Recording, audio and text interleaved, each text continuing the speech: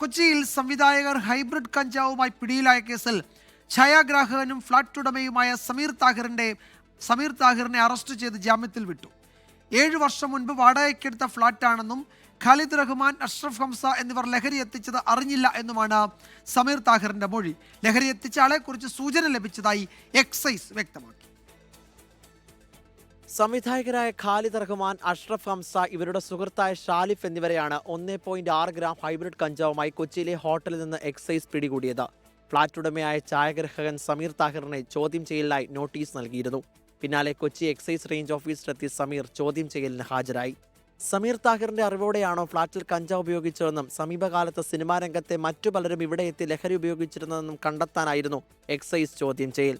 2 മണിക്കൂറിനൊടുവിലെ ചോദ്യം ചെയ്യലിൽ NDPS act 25 പ്രകാരം സമീറിന്റെ അറസ്റ്റ് രേഖപ്പെടുത്തി.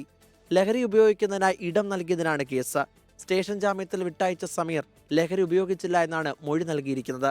ആവശ്യമെങ്കിൽ സംവിധായകരെ ഇനിയും വിളിപ്പിക്കുമെന്ന് Kochi excise assistant commissioner MM Suresh. ഇല്ല, സമീറിന് അതിൽ അറിവില്ലെന്നും നമ്മൾ മനസ്സിലായത്. അല്ല, അത് സമീറാണ് എന്ത് ചെയ്ത് ഈ ഫ്ലാറ്റ് വാടകയ്ക്ക് എടുത്തത്. അപ്പം അങ്ങനെ ഒരു ക്രൈം അവിടെ നടക്കാനാൾ അനുവദിക്കാൻ പാടില്ല NDPS നിയമപ്രകാരം. ഉണ്ട്, ഇനി നമ്മൾ 5ാമത്തെ ആളെ പിടിക്കാണ്ട് നമുക്ക് കൊണ്ടുകൊടുത്ത ആളെ നമ്മൾ അന്വേഷിക്കുന്നുണ്ട്.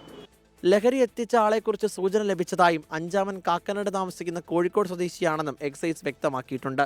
ലഹരിയുടെ സ്രോതസ് കേന്ദ്രീകരിച്ച് സമഗ്രമായ അന്വേഷണത്തിലേക്ക് കടക്കാനാണ് എക്സൈസ് തീരുമാനം. 24 കൊച്ചി.